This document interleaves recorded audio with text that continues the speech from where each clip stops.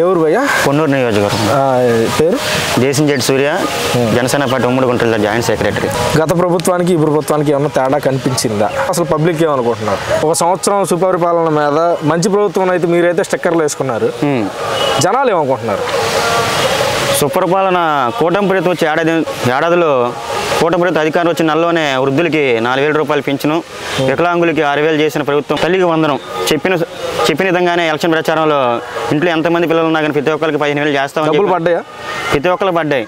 మొన్న ఒక పొన్నూరులో కూరగాయల వ్యాపారస్తుడు గతంలో 3 ఆడపిల్లలు, ఆయనకి ఒక పిల్లకి పడింది. మొన్న ఆయన కనపడి కూడా అన్న మాకు 3 పిల్లలకి తల్లికి వందనం పడింది, చాలా ధన్యవాదాలు అన్న కూటమి ప్రభుత్వాన్ని కూడా ఆయన ఆనంద వ్యక్తాన్ని మా ముందు వ్యక్తపరిచారు.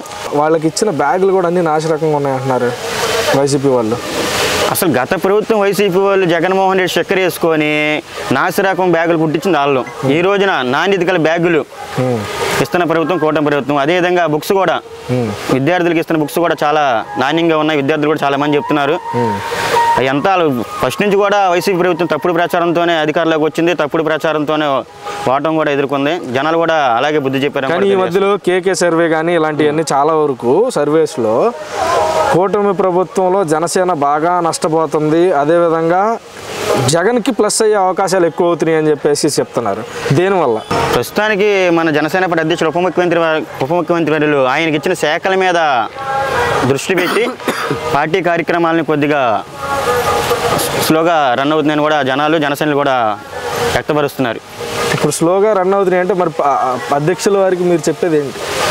అధ్యక్షులు ఒకటే చెప్తాం, నూతన కమిటీలు, రాష్ట్ర కమిటీలు మరియు జిల్లా కమిటీలు కూడా, గ్రామ కమిటీలు, మండల కమిటీలు కూడా నూతనంగా పార్టీ కోసం ఫస్ట్ నుంచి కష్టపడిన వాళ్ళని, కూటమి ప్రభుత్వం కోసం కష్టపడిన వాళ్ళని అందరినీ కలిపికెళ్ళి కూడా నూతన కమిటీలు ఏర్పాటు చేస్తే పార్టీ అభివృద్ధి చెందిద్ది.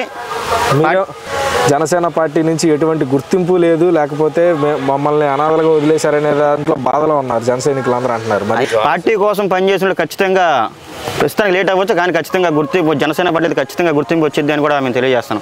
ఎందుకంటే దానికి ఎగ్జాంపుల్, నేను ఒక సామాన్య ఆటో డ్రైవర్ని. 4 సంవత్సరాల క్రితం నేను ఒక క్రియాశీలక సభ్యత్వ నియోజకవర్గంలో టాపులో చేస్తే నా వయసు చిన్నదైనా కానీ, నా ఆర్థిక సంవత్సరం చిన్నదైనా కానీ నన్ను గుర్తించి పవన్ కళ్యాణ్ గారు జిల్లా కార్యదర్శి పదవి ఇచ్చారు కూడా.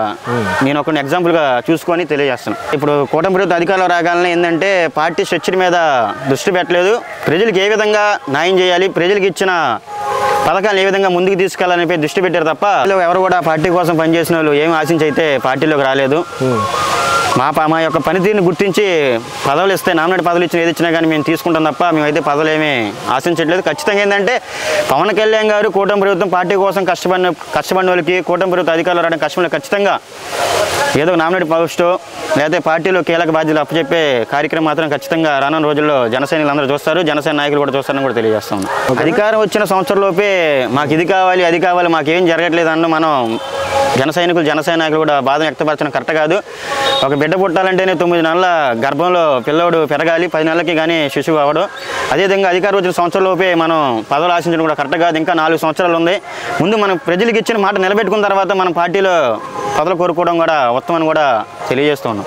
ఖచ్చితంగా పార్టీ డెవలప్ అయ్యి పవన్ కళ్యాణ్ గారు ఏంటంటే దానికి కూడా కమిటీలు వేస్తున్నారని సంగతి తెలిసింది. రాష్ట్ర అధ్యక్షులను నూతనంగా నియమిస్తారు, జిల్లా అధ్యక్షుల్ని, మండల అధ్యక్షులకు నూతన కమిటీలు పడతాయని కూడా పార్టీ సూచనలు, సలహాలు కూడా గైడెన్స్ హరిప్రసాద్ గారు ఇస్తూ ఉన్నారు అప్పుడప్పుడు మీటింగుల్లో. అలాగే మార్కండేయబాబు నియోజకవర్గంలో కూడా తెలియజేస్తూ ఉన్నారు. అదేవిధంగా హరిప్రసాద్ గారు కూడా ప్రతి మీటింగ్లో కూడా త్వరలో నూతన కమిటీలు పడతాయి, పార్టీ కోసం కష్టపడిన ఖచ్చితంగా మేము కమిటీలో తీసుకుంటాం, నామినేట్ పోస్టులో కూడా ఖచ్చితంగా లభిస్తాను కూడా ప్రతి మీటింగ్లో కూడా హరిప్రసాద్ గారు తెలియజేస్తూ ఉన్నారు. జగన్మోహన్ రెడ్డి ఈ సంవత్సరం పాలనపై చేస్తున్న కమెంట్స్ కావచ్చు, పర్యటనలు కావచ్చు, అసలు నిజంగా కూటమి ప్రభుత్వం జగన్మోహన్ రెడ్డి మీద యాక్షన్ తీసుకోవట్లేదని అటు టీడీపీ వాళ్ళు కావచ్చు, ఇటు జన సైనికులు కావచ్చు, ప్రతి ఒక్కరు కూడా మాట్లాడుతున్నారు. జగన్మోహన్ రెడ్డికి అధికారంలో ఉన్నప్పుడు, అధికారం లేనప్పుడు కూడా శవరాజకీయాలు చేయడం అలవాటు ఆయనకి.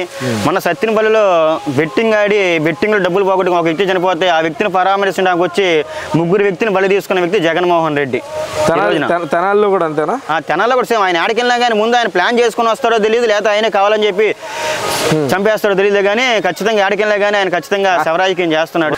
మరి జనం అనుకుంటున్నారు నాయకులు, జనసేన టీడీపీ కాదు, ఏ నియోజకవర్గంలో కానీ జగన్మోహన్ వస్తే ఏ సేవలు ఇస్తుందని చెప్పి ముందే ఆయన పర్యటన అడ్డుకోవాలని చెప్పి జనమే చూస్తున్నారు ఈ రోజున. బైరనల్లి పర్యటనలో కారు కింద వ్యక్తి పడిపోతే జగన్మోహన్ రెడ్డి సైకో అనుకున్న జగన్మోహన్ రెడ్డి కదా, ఆయన కార్యకర్తలు కూడా సైకోలాగా ఉండి జై జగన్ అని చెప్పి నినాదాలు చేయడం కరెక్ట్ కాదు. అది కూడా ఏంటంటే ఆ వీడియో బయటికి రాగాలని ఏ1 వీడియో అని చెప్పి మళ్ళీ ఒక ఫేక్ ప్రచారం చేస్తుంది వైసీపీ పార్టీ.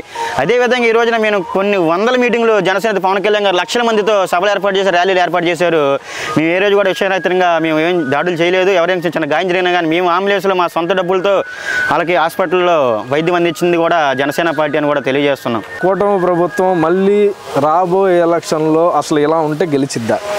కూటమి ప్రభుత్వం మొన్న 161 సీట్లు అధికారంలోకి వచ్చింది. ఈసారి 175. జగన్మోహన్ రెడ్డి గారు చెప్పారు సార్ వై నాట్ 175 అని. అది జగన్మోహన్ రెడ్డి గారు గుర్తించకపోయినా కానీ ఖచ్చితంగా కూటమి ప్రభుత్వం వై నాట్ 175 ఖచ్చితంగా 2029 ఎలక్షన్లో ఖచ్చితంగా కూటమి ప్రభుత్వం అధికారంలోకి వస్తుందని కూడా పవన్ కళ్యాణ్ గారు ఒకటే చెప్తున్నారు. ఈ కూటమి ప్రభుత్వం 5 సంవత్సరాలుగా 15 సంవత్సరాల అధికారంలో వచ్చింది ఖచ్చితంగా అందరూ కూడా సిద్ధమై ఉండని కూడా చెప్పారు. పవన్ కళ్యాణ్ గారు మాట ఏదైతే చెప్పారో దాన్ని మేము కూడా ఖచ్చితంగా ఫాలో అవుతాము. ఈ 15 సంవత్సరాలకి సీఎం చంద్రబాబు నాయుడే అంటున్నారు. మరి జన సైనికులందరేమో పవన్ కళ్యాణ్ గారిని సీఎంగా చూడాలనుకుంటున్నారు. మరి దాని గురించి ఖచ్చితంగా పవన్ కళ్యాణ్ గారి వ్యూహం ఫస్ట్ నుంచి కూడా మేము పవన్ కళ్యాణ్ గారి వ్యూహాన్ని పవన్ కళ్యాణ్ గారికి వదిలేమని చెప్పారు. అదే వ్యూహంలో మేము కూడా పవన్ కళ్యాణ్ గారు చెప్పిన మాట ఖచ్చితంగా ఫాలో అవుతాము. సీఎం ఎవరైనా అవునండి పవన్ కళ్యాణ్ ఒకటే మాట అన్నారు, ఆంధ్ర రాష్ట్రం అభివృద్ధి చెందాలి, అభివృద్ధి కోసం నేను కూటమిలో పొత్తు పెట్టుకున్నాను, బీజేపీని కూడా పొత్తులో కలుపుకున్నాము అని చెప్పి కేవలం ఆంధ్ర రాష్ట్ర ప్రజల భవిష్యత్తు కోసం, ఆంధ్రప్రదేశ్ రాజధాని కోసం మాత్రమే పొత్తు పెట్టుకున్నాం తప్ప సీఎం, డిప్యూటీ సీఎం, మంత్రి స్థానాల గురించి అయితే కాదు. పవన్ కళ్యాణ్ గారు పదే చెప్తా ఉన్నారని కూడా తెలియజేస్తూ ఉన్నారు. అయితే జనసేన పార్టీ కానీ జనసైనికులు కానీ వారి స్వలాభాలు ఏం కోరుకోకుండా రాష్ట్ర అభివృద్ధి కోసం, ప్రజల కోసం. స్వలాభం అంటే మాది మేము చాలా చిన్న వయసులో రాజకీయాల్లోకి వచ్చాము. ఒకటే కోరిక ఖచ్చితంగా పవన్ కళ్యాణ్ గారు ముఖ్యమంత్రి వాళ్ళని ఖచ్చితంగా కోరుకుంటున్నాం. కానీ పవన్ కళ్యాణ్ గారి ఆ నిర్ణయాన్ని తీసుకొని ఖచ్చితంగా పవన్ కళ్యాణ్గా ప్రమాణ స్వీకారం చేసే రోజు కోసం కూడా ఎదురు చూస్తూ ఉన్నాం. మేమే కాదు ఆంధ్ర రాష్ట్ర ప్రజలు కూడా పవన్ కళ్యాణ్ గారు ఒకసారి సీఎం అయితే బాగుండిద్ది, ఉప ముఖ్యమంత్రి ఎంత బాగా చేస్తుంటే ఇంకా సీఎం అయితే ఇంకా బాగా చేస్తారని కూడా ఆంధ్ర రాష్ట్ర ప్రజలు. ఈ రోజున కూటమి ప్రభుత్వంలో కూడా మైనింగ్ కానీ అక్రమటితో ఒక ఇసుక కూడా ఎలాంటి జరగకుండా ఒక కంట్రోల్గా ఉందంటే అది పవన్ కళ్యాణ్ గారు నిజాయితీ, పవన్ కళ్యాణ్ గారిని చూసే తప్ప అని కూడా మేము భావిస్తాను. పవన్ కళ్యాణ్ గారు ఏమో రాజకీయంగా లేకపోతే అలా ముందుకు వెళ్తారనుకుంటే సనాతన ధర్మం మీదే వెళ్తున్నారు. మరి సనాతన ధర్మం మీద ఒక్కదానే నమ్ముకుంటే ఎలా మిగతా మతాలు కానీ లేకపోతే కుల ప్రాతిపదికలు కానీ ఓట్లు పడతాయా? ఇప్పుడు భారతదేశంలో పుట్టిన ప్రతి ఒక్కరు ఏంటంటే మన ధర్మాన్ని, మన మతాన్ని గౌరవించాలి, ఇతర మతాలను ప్రేమించాలి. పవన్ కళ్యాణ్ గారు ఏంటంటే తన మతాన్ని, తన ధర్మని గౌరవిస్తున్నాడు తప్ప ఇతర మతాలను ఏడ కించపరచట్లేదు, ప్రేమిస్తున్నాడు, అందరిని కనుక్కొని వెళ్తున్నాడు. ముందు మన మతాన్ని మనం గౌరవించుకుందాం, బలపరుచుకుందాం అని చెప్పి గత ప్రభుత్వం వైసీపీ ప్రభుత్వంలో వందల విగ్రహాలను దోషం చేసి ఆ రోజు ఎవరు కూడా నోరు మెదపలేదు. ఈ రోజున మన ఆంధ్రప్రదేశ్లో కానీ ఏ విగ్రహం అయినా ఏ గుడి మీద కూడా దాడి జరగలేదంటే ఇది పవన్ కళ్యాణ్ గారు ఉన్నారన్న భయంతో ఎవరు దాడులు చేయట్లేదు. అదే భారతదేశం మొత్తం మీద కూడా ఎక్కడ దాడి జరిగినా, హిందువుల మీద ఏడ దాడి జరిగినా కానీ ఆయన ఖండించే ఏకైక నాయకుడు పవన్ కళ్యాణ్ గారు. అదేవిధంగా ఏ మతం మీద దాడి జరిగినా ఖండించే ఏకైక నాయకుడు కూడా ముందుండేది పవన్ కళ్యాణ్ గారు కూడా తెలియజేస్తూ ఉన్నాం. అయితే ముందుగా విషయానికి వస్తే ఆంధ్రప్రదేశ్ రాజకీయంలో కాపులు జనసేన పార్టీ వైపు నిలబడి ఒక కీలక పాత్ర పోషించారని చెప్పేసి అయితే అంటున్నారు. మరి అదే కాపులు ఈ రోజున వెనక్కి తగ్గే అవకాశం ఉందని చెప్పేసి అంటున్నారు 2029 నాటికి. ఎందుకంటే కుల ప్రాతిపదికన కూడా ఎటువంటి వారికి జనసేన పార్టీ ముందుకు రావడం కానీ, జనసేన పార్టీ అభివృద్ధి కానీ వారు లక్ష్యంగా చూసుకుంటున్నారు. కానీ ఏం జరగట్లేదు కదా. పవన్ కళ్యాణ్ గారు గతంలో చెప్పారు కాపులు పెద్దన పాత్ర వహించండి, నేను చూసుకుంటా అన్నాడు. అదే పెద్దన పాత్ర వహిస్తే రానున్న రోజుల్లో కాపు అనేవాడు సీఎం అవుతాడు. ఆయన యొక్క ఉద్దేశం అదే. మనది ఏంటంటే జనసేన పార్టీ ఒక కాపుల పార్టీ కాదు. ఈ రోజున పొన్నూరు నియోజకవర్గంలో చూసుకుంటే ఫస్ట్ నుంచి పార్టీ కోసం కష్టపడిన మన బీసీ నాయకుడు మల్లిపోయిన గోపన్న కూడా పార్టీ కోసం ఎప్పటి నుంచో ఉన్నాడు. అన్న కూడా అనేక కులాల వారిని పార్టీలో తీసుకొచ్చాడు. కూడా మన పార్టీలో పట్టణ అధ్యక్షుడు ఈ రోజున షేక్ కరీముల్లా గారు. జనసేన పార్టీలో కాపులే కాదు అన్ని కులాల వారు, అన్ని మతాల వారు సముచిత స్థానం ఉంటుంది. అందరూ కలిసి ముందుకెళ్తున్నాం అన్నదమ్ముల్లాగా. జనసేన పార్టీ ఒక కాపులు అయితే కాదు, కానీ కాపులు మాత్రం పవన్ కళ్యాణ్ పెద్దన పాత్ర వహించి ముందు నడమన్నాడు. ఎందుకంటే కాపులకు అధికారం రావాలంటే పెద్దన పాత్ర వహించి అన్ని కులాలను కలుపుకెళ్తే ఖచ్చితంగా అధికారంలోకి వస్తాము, సీఎం స్థానం ఖచ్చితంగా దక్కించుకుంటాం. పొన్నూరు విషయంలో అసలు మీరేం చేశారు? కూటమి ప్రభుత్వం అధికారంలోకి వచ్చిన సంవత్సరంలో పొన్నూరు నియోజకవర్గంలో ధూళిపాల నరేంద్ర కుమార్ ఆధ్వర్యంలో పొన్నూరు నియోజకవర్గం అభివృద్ధి పాటలో పరిగెడుతుందనడానికి ఎటువంటి సందేహం లేదు. 100 సీసీ రోడ్లు, 100 డ్రైనేజీలు. మొన్న గత 2 క్రితం సంవత్సరం తీసుకుంటే ఈ రోడ్డు చాలా అధ్వానంగా ఉంది. ఆయన అధికారం వచ్చిన 100 రోజుల్లోనే తారు రోడ్డు వేయించారు. రోడ్డు వైండింగ్లో బిల్డింగ్ కోల్పోయిన వాళ్ళకి బాండ్లు అందించి అందరూ కూడా న్యాయం చేసి నియోజకవర్గం అభివృద్ధిలో తీసుకెళ్తున్నారు. అదే నరేంద్ర కుమార్ గారు అసలు పొన్నూరులో ఉంటున్నారా? కార్యకర్తలకు అందుబాటులో ఉన్నారు, ప్రజలకు అందుబాటులో ఉంటున్నారు. ఆయన ఇంటికాడ ఉన్నామంటే పొన్నూరు నియోజకవర్గంలో అసలు నరేంద్ర కుమార్ గారు ఉంటున్నారా? ఖచ్చితంగా వారంలో 6 రోజులు ఇంటికాడ ఉంటున్నారు. గుంటూరులో ఉంటున్నారు కదా, వారంలో 6 రోజులు పొన్నూరు నియోజకవర్గంలో అనేక కార్యక్రమాలు చేస్తాం, అనేక అభివృద్ధి పనులు పాల్గొంటున్నారు, ప్రజలకు అందుబాటులో ఉన్నారు, కార్యకర్తలకు అందుబాటులో ఉన్నట్లు అందులో ఎటువంటి సందేశం కూడా లేదు. ఖచ్చితంగా అందుబాటులోనే ఉన్నారు ఆయన. జనసేన పార్టీ వాళ్ళందరూ కూడా టీడీపీ కిందకి వెళ్ళిపోతున్నారా అనే క్వశ్చన్కి ఏమంటారు? జనసేన జెండా ఫస్ట్ నుంచి కూడా భుజాన మోసిన జనసేన పార్టీలు ఉంటాడు తప్ప ఈరోజు పవన్ కళ్యాణ్ గారు చెప్పారు కాబట్టి కూటమి ప్రభుత్వంలో నరేంద్ర గారు వెనక మేము సముచితంగా తిరుగుతున్నాం అంతే తప్ప తెలుగుదేశంలోకి వెళ్ళలేదు. అలాగే తెలుగుదేశం వాళ్ళు కూడా ఏంటంటే జనసేన వాళ్ళు విభజిద్దామన్న ఆలోచన కూడా లేకుండా ఆయన కూడా జనసేన పార్టీ జనసేన గుర్తింపు ఇస్తున్నారు, తెలుగుదేశం గుర్తింపు కూడా ఇస్తున్నారు కూడా తెలియజేస్తున్నారు. ఈ నియోజకవర్గం పక్కన పెడితే 174 నియోజకవర్గాల్లో ఎంతో మంది జనసేన పార్టీ కార్యకర్తలు ఈ రోజున జనసేన పార్టీ వైపు నుంచి ఎటువంటి సపోర్టు రావట్లేదని టీడీపీ కిందకి వెళ్తున్నారు అనేది వాస్తవమా కాదా? మీకు ఇందాలే చెప్పాను, జనసేన జెండా మోసే వాళ్ళు పవన్ కళ్యాణ్ గారి మాటనే ఫాలో అవుతారు తప్ప ఏది ఫాలో అవ్వరు. ఎంత బాధైనా కానీ పవన్ కళ్యాణ్ గారి కోసం మేము భరిస్తూనే ఉంటాం, అవమానాలు భరిస్తూనే ఉంటాం.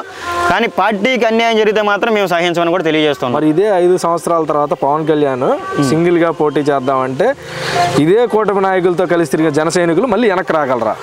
పవన్ కళ్యాణ్ గారికి వ్యూహం వదిలేసాం. పవన్ కళ్యాణ్ గారు చెప్తే చేస్తాను మీకు ఇందాలో చెప్పాము. పవన్ కళ్యాణ్ గారు సింగిల్గా వెళ్దామన్నా సింగిల్గా వెళ్తాం, కూటమితో వెళ్తాం. పవన్ కళ్యాణ్ గారి మాటే మాకు శిరోధైర్యాన్ని కూడా తెలియజేస్తూ ఉన్నాం. ఎందుకంటే పవన్ కళ్యాణ్ గారు పార్టీ ఆవిర్భావం నుంచి జెండా మోసారు, పవన్ కళ్యాణ్ మాట అయితే తప్పడు. పవన్ కళ్యాణ్ గారు ఏది చెప్పారో అదే పాటిస్తాను కూడా తెలియజేస్తున్నాం. క్లియర్ కట్గా ఒక మాటలో చెప్పండి, జనసేన పార్టీ భవిష్యత్తు ఏంటి? జనసేన పార్టీ భవిష్యత్తు అంటే పార్టీలో అనేక మంది యువకులు ఉన్నారు. రానున్న రోజుల్లో పవన్ కళ్యాణ్ గారు 5 సంవత్సరాల భవిష్యత్తు కోసం చెప్పి జన సైనికులు ఇబ్బంది పడుతున్నారా లేదా? జన సైనికులు అయితే జెండా మోసే జన సైనికుడు ఇబ్బంది పడ్డండి.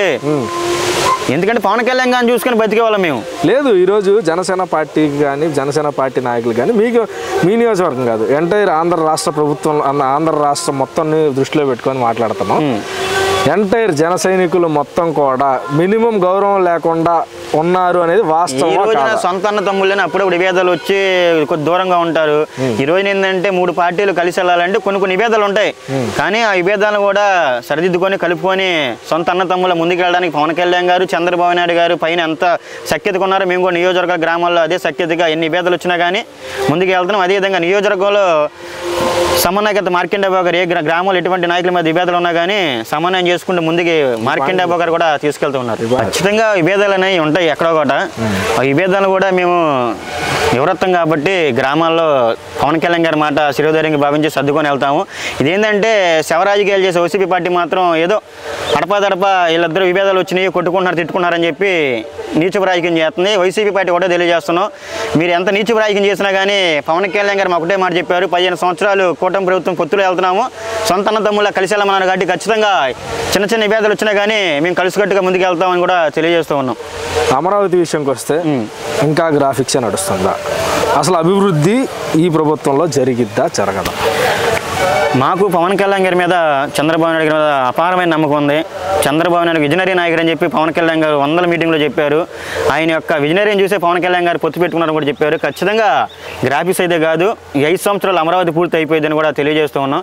ఇప్పుడు అమరావతిని చూసి ఇతర దేశాల నుంచి 100 కంపెనీలు పెట్టుబడులు పెడుతున్నాయి, లక్షల మంది ఉద్యోగాలు కూడా వస్తున్నాయని కూడా తెలియజేస్తూ ఉన్నాము. గత 5 సంవత్సరాల్లో వైసీపీ పార్టీ ఎక్కడ రాజధాని అక్కడ రాజధాని ప్రజల్ని మభ్యపెట్టి నమ్మక నీరెత్తుడు వ్యవహరించి ఆంధ్ర రాష్ట్రం రాజధాని లేకుండా చేసింది వైసీపీ పార్టీ.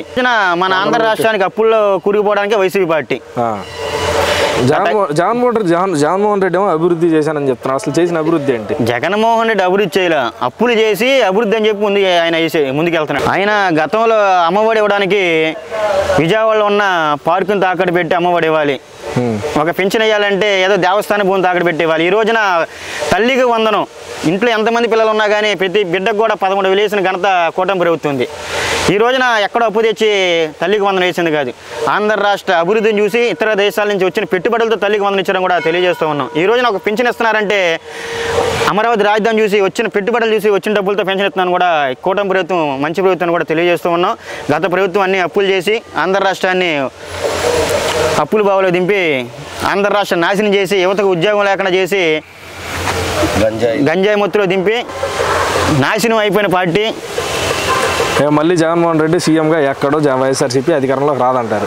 మొన్న ఎమ్మెల్యే అయినా అయ్యారు అనుకుంటా, ఈసారి ఎమ్మెల్యే కూడా గారు 11 సీట్లు వచ్చినాయి, 11 ఒకటి కూడా రాదని కూడా పవన్ కళ్యాణ్ గారు క్లియర్ కట్గా చెప్పారు. అసలు ఆయన ఎలక్షన్లో ఆయన పార్టీ ఉండిద్దో కూడా తెలియదు, కానీ నాకు తెలిసి కాంగ్రెస్తో పొత్తు పెట్టుకుంటారని చెప్పి ఊహాగానాలు వస్తున్నాయి వైసీపీ పార్టీని తీసుకెళ్ళి. చూద్దాం. ఓకే, మన వయసు చిన్నది కాబట్టి రాజకీయం ఇంకా అంత అవగాహన లేదు కాబట్టి ఎక్కువ కూడా మాట్లాడకూడదు. మా నాయకైనా మీడియాని అందరూ ఫాలో అవ్వండి, సబ్స్క్రైబ్ చేసుకోండి. ఓకే, ధన్యవాదాలు.